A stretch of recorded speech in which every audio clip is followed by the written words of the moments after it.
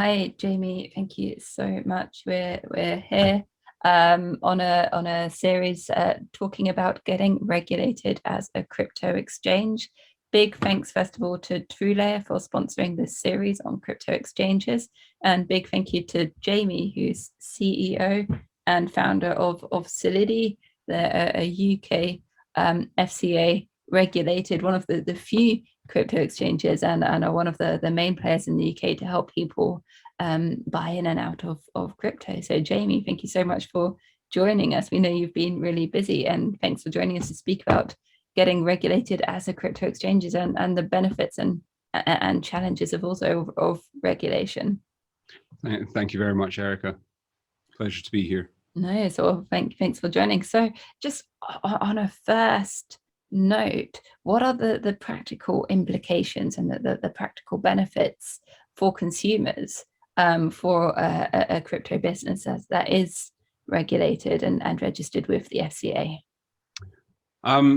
So for consumers, the benefits are huge. I mean, prior to registration with the FCA, consumers had a multitude of choices, all of which looked genuine to some degree or other, but really they didn't know. So they could ask friends for recommendations, but ultimately it was to a degree a bit of a gamble. With FCA registration, consumers know that they're dealing with a business that has gone through a very, very rigorous registration process with the FCA that has looked at everything from the business's finances to how well funded they are, to the directors and all the other processes that go in there to help detect and prevent money laundering and financial crime. So for consumers, it really does mean that they're dealing with a business that they know will be around in 12 months' time and isn't an all-out scam. No, thank you.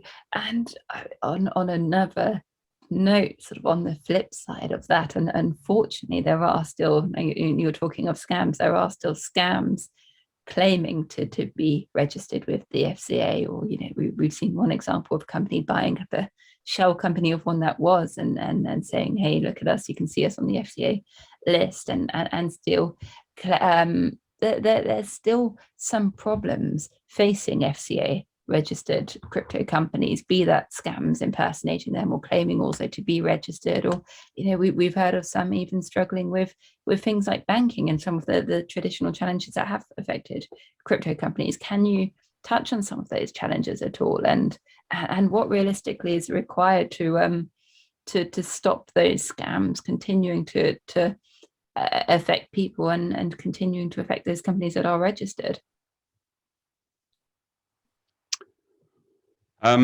So there are a number of scams. I mean, for consumers, the one thing that they can do is check that the company is registered with the FCA, and they can do that by going to the FCA's website and checking the register there. And there's two registers, one of businesses such as Solidi, who are fully registered, and another register of companies who are temporarily registered. And they're basically waiting for their registrations to be completed. No. So consumers can check the register to make sure that the business is registered.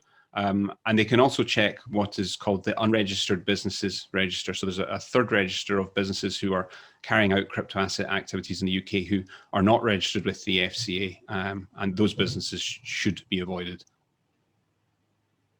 No, thank you.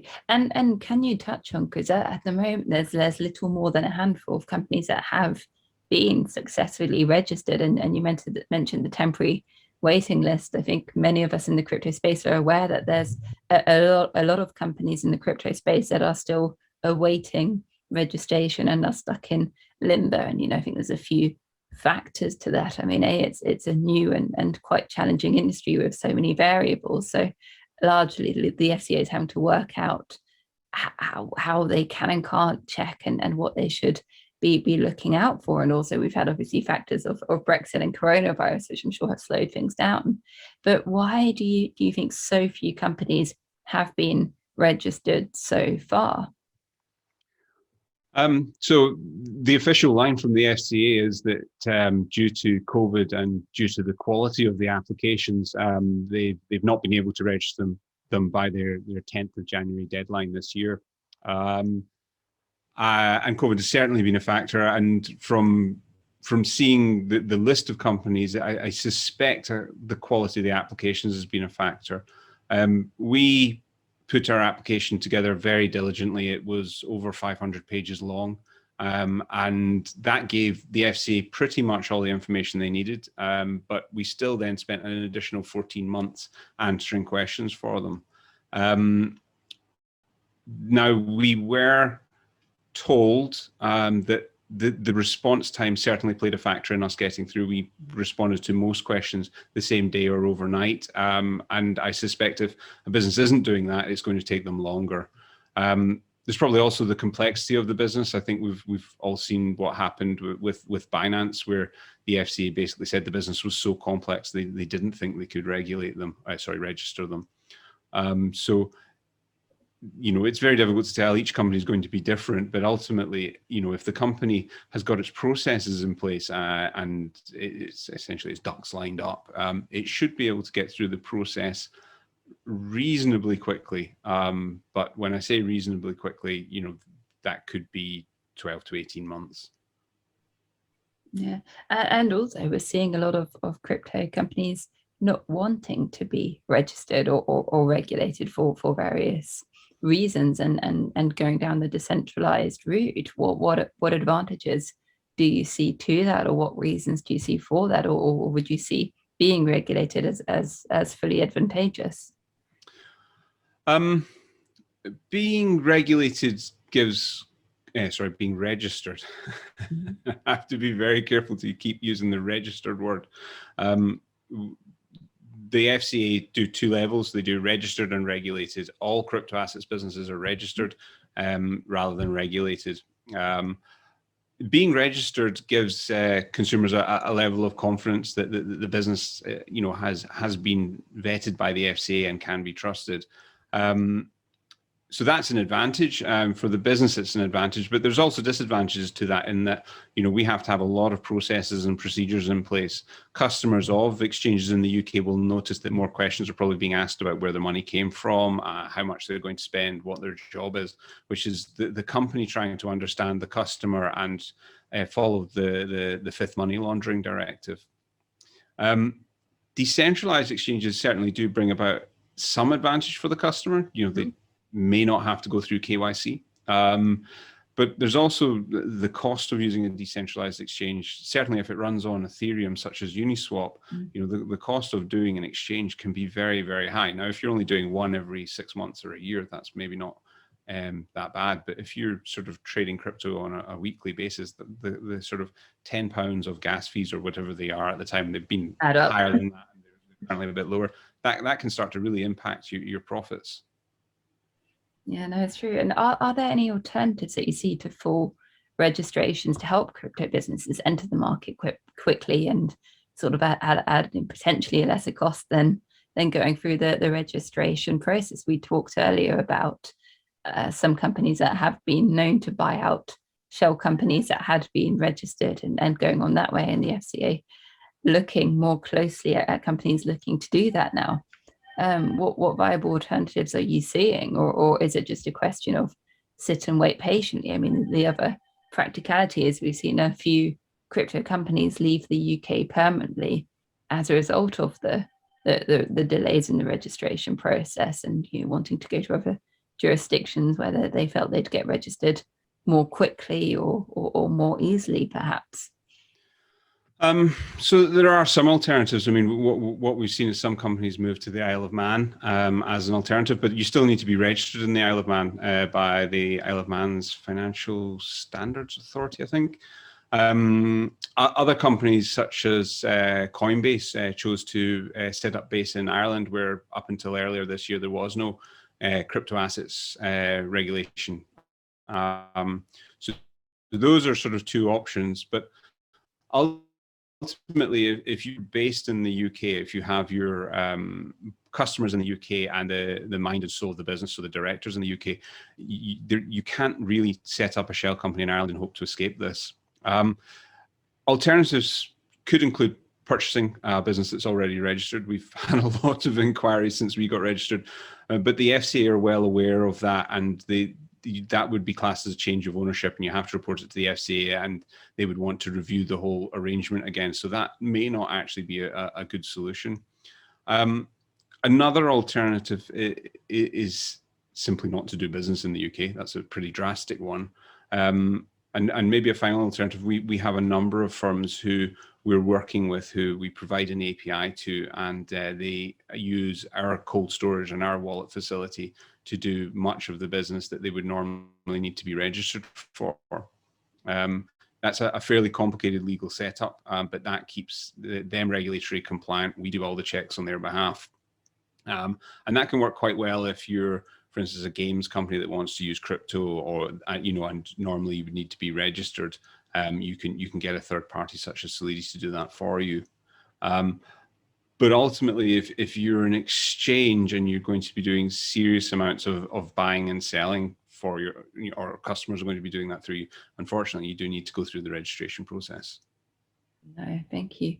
And I mean, from being active in the space and seeing quite a few of the companies that have been, waiting to get registered in the UK, are there, I mean, one can see clearly that this answer is a little bit is how long is a piece of string, but are there any guidelines you'd give as to how much it would cost, or how long it would take to get registered in the UK? Or is it just a question of doing the best job you can on the application and being as thorough and answering as quickly as possible and then hope?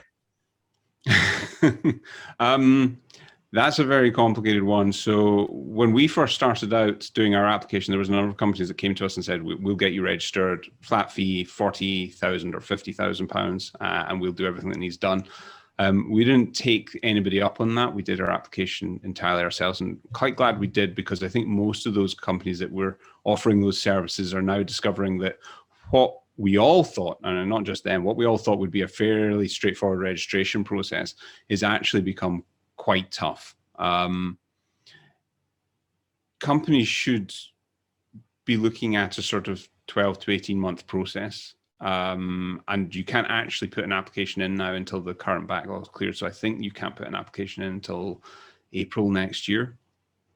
And in terms of cost, I mean, you really need to look at sort of how many people you're going to put on it, what the legal fees are going to be. The legal fees could be anything from 50 to 100,000 pounds. You've got your internal staff cost. You've got professional services firms coming in, so to review systems and things like that. It's not unimaginable for you to be talking about £250,000 for a relatively simple organization, which, for anybody who's looking at the registration fee from the FCA of £2,000 to £10,000, that can be quite a shock. Mm-hmm. Yeah, no, it's for certain for startups or any business, it's a lot of money, and from what I've seen, a lot of stress and a lot of paperwork and a lot of patience needed. Going back to the consumer, what does registration mean? If you could share a little bit more about what it means, or how funds are covered, or does that mean people can go to the Financial Ombudsman Service if there's a problem? I mean, it's a practicality of crypto and crypto exchanges. We can't escape the reality that it's pretty much in the news that every week there's a different crypto exchange has been hacked or has been exploited and has lost money in various ways. And often that is down to perhaps being slightly more lax in security than would be ideal. I think that's a fair diplomatic way to put that. Yeah. And but the reality is hackers are good. There's a huge incentive to hack crypto exchanges. And we can't just put it down to security sometimes. What protections are there for people for dealing with crypto exchanges that are registered as opposed to ones that aren't? Right. So this is quite an important point. So unlike certain regulated businesses, registered crypto assets exchanges aren't covered by the Financial Ombudsman Service or the Financial Services Compensation Scheme. So in essence, there's not a great deal of protection. And that's why it's really critical for consumers to deal with businesses who are registered and who have been running for a length of time, because those are businesses that have, proven themselves to be reliable. You can't ever say it's never going to happen. But if a business has been running for 6 months versus a business that's been running, 6 years, you would assume that the one that's been running longer has dealt with more issues and more problems. In terms of complaints, that would normally be handled by the Financial Ombudsman Service, I think that's another reason to look at sort of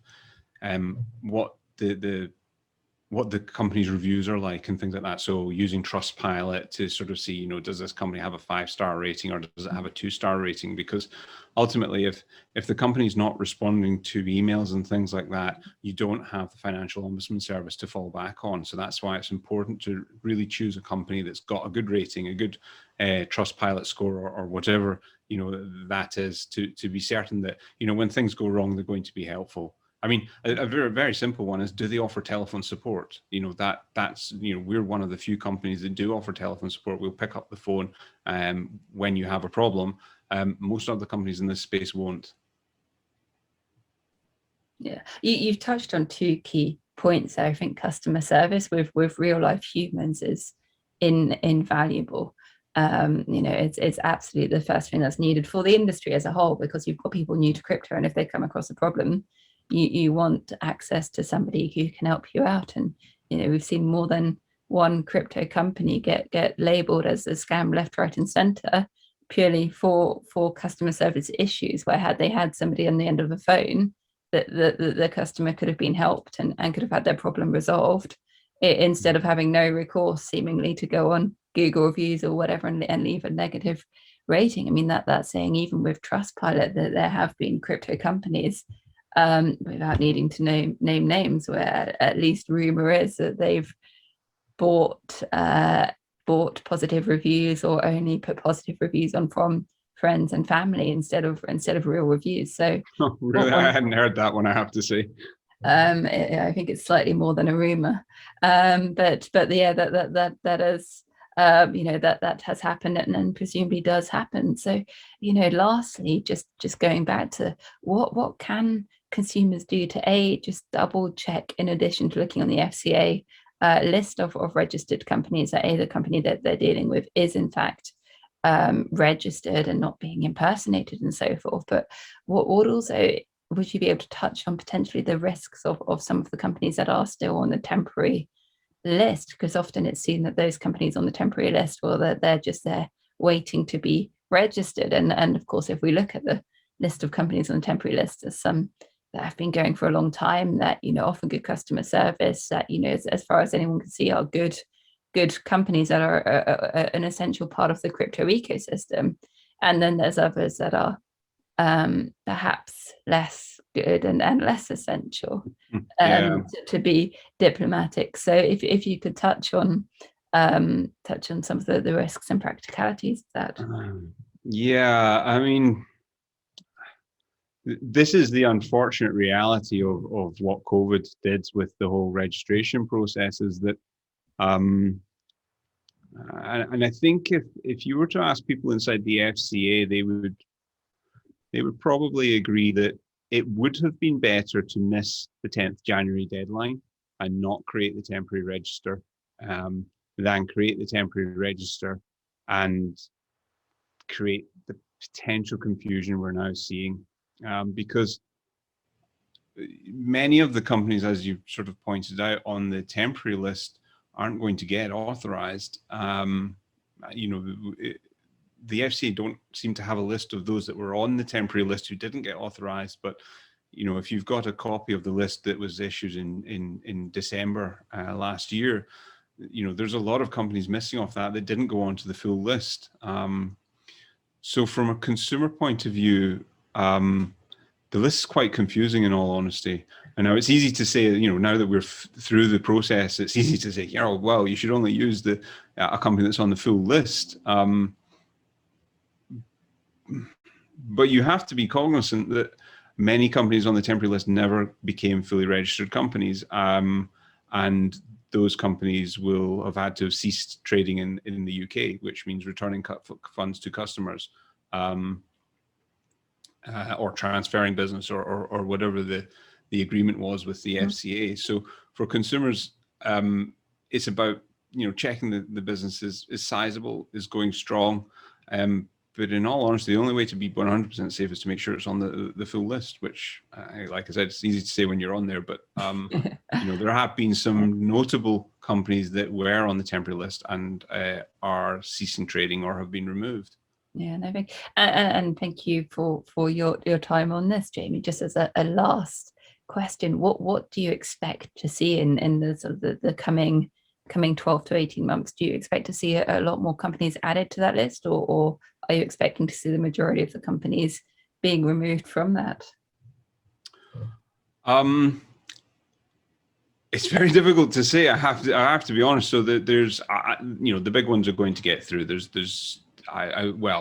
I say that, and Binance ran into issues, but I can't see any reason why the Krakens and the Bitstamps, etc., won't get through the process eventually. There'll be loads of smaller companies come on. I think the question that we're all really interested about is, will the registration process become easier? Because currently it's so expensive that only a very well-funded startup can get through it. Now we may find, as the FCA get better at the process, that and more the team get sort of more robust processes to register the firms, that the process will speed up and get easier and simpler. I think that'll be the case, but that whether that's in 12 months or 24 months is very difficult to say.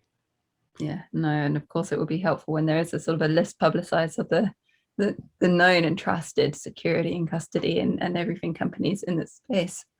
But Jamie, thank you so much for joining us to share your experience, and congratulations on being one of the few and one of the first registered crypto companies. That is an achievement, and I know certainly from watching some companies go through it how much of a process it is. So that can't be underestimated by any definition of the word. I know you're not exaggerating when you say that. So thank you so much for coming on and for your time, and big thank you to Truelayer for sponsoring this series on crypto exchanges. Thank you very much, Erica. Thank you for joining. Take care. Bye.